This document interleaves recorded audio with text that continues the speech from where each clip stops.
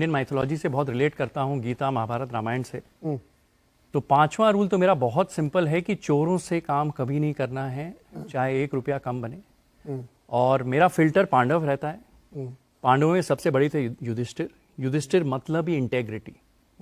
मेरा किसी भी कंपनी में जो छलनी होती है ना, जिसमें से चीज निकल के आती है, पहली मेरी फिल्टर मैकेनिज्म है युधिष्ठिर। अगर मुझे मालूम है कि ये कंपनी की इंटेग्रिटी इशू है, अकाउंटिंग इशू है, कॉर्पोरेट गवर्नेंस इशू है, मेरा 2 रुपया ज्यादा बन जाए, मैं उस गली की तरफ देखता भी नहीं हूं। फर्स्ट फिल्टर इज ईमानदारी, सच्चाई, ट्रस्ट। वो हो जाता है, फिर Bhim, strong companies, strong balance sheet, फिर अर्जुन, फोकस। मछली की आंख दिख रही है और कुछ नहीं है। तो हम टिपिकली जब इन्वेस्ट करते हैं, एक कंपनी, एक मैनेजमेंट 24 घंटा एक ही चीज करता है, हम इसलिए कंग्लोमरेट जिसके 15-20 धंधे हैं, उन कंपनियों में हम इन्वेस्ट नहीं करते हैं।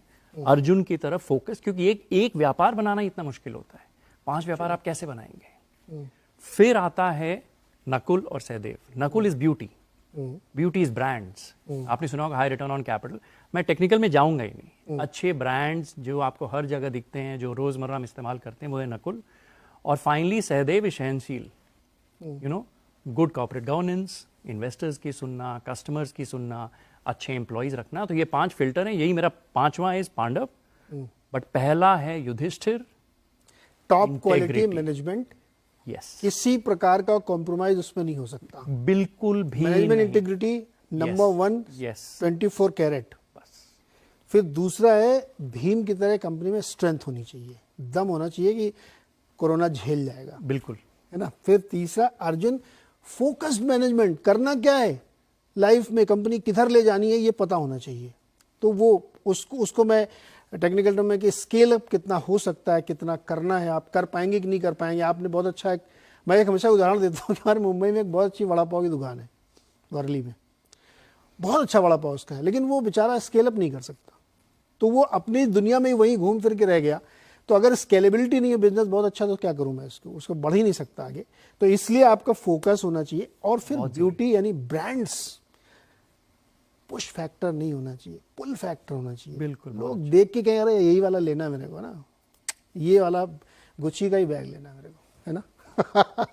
और टॉलरेंस, कि अगर कंपनी की एजीएम में किसी ने टफ क्वेश्चन पूछ लिया तो गुस्सा नहीं होने का, बिल्कुल, उसको रिसीव करना, सुनने का।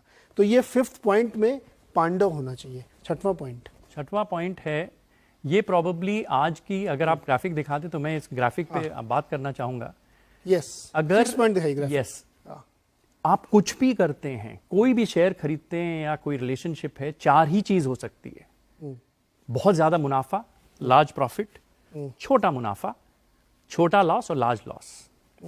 अगर अगले 20-30 साल जो आपको निवेश करना है, आप सिर्फ लार्ज लॉस अवॉइड करिए। और रिलेशनशिप्स में भी आप टॉक्सिक रिलेशनशिप से दूर रहिए। और इसमें 2 चीज है, सिर्फ पैसे का लार्ज लॉस नहीं, मानसिकता का भी लार्ज लॉस नहीं होना चाहिए। You should not have a large loss of mind and money, कि मैं एक लेवरेज लेके, उधार लेके शेयर खरीद लिया, 60-70% प्राइस गिर गई, मैं इतना डिप्रेस हो जाता हूं कि मैं दोबारा खड़ा ही नहीं हो सकता लाइफ में। और व्यापार में भी होता है। और मैं आपको सच्ची घटना बताता हूं। मैं कलकत्ते में था, एक इंदौर से हमारे मित्र आए हुए थे। बहुत अच्छा उनका छोटा सा पैकेजिंग का व्यापार है, 40-50 लाख रुपए की सेविंग है। अब देख रहे हैं कि ईर्ष्या है, लालच है। शेयर बाजार में क्या ईर्ष्या लालच हमको पहुंचा देता है कबूतरों की तरह। तो आ गए, उन्होंने 5 शेयर खरीदे, जिसमें एक शेयर 30 लाख का रुपया लिया है और बाकी 4-4, 5-5 लाख के। और वो शेयर 50% डाउन, आज तक शेयर बाजार में नहीं किया है। पूरी पूंजी, क्यों? कि भैया लोग पैसा बना रहे हैं, मैं भी बना लूं। और उनको जो लार्ज लॉस हुआ है, ऑलमोस्ट सदमा पहुंचा है। अच्छा, ये बहुत इंपॉर्टेंट पॉइंट है। इसको मैं टेक्निकल टर्म में कहूं तो एलोकेशन। Yes, very important. अगर आपका गलत एलोकेशन एक बार हो गया तो भाई उठ नहीं पाओगे दोबारा।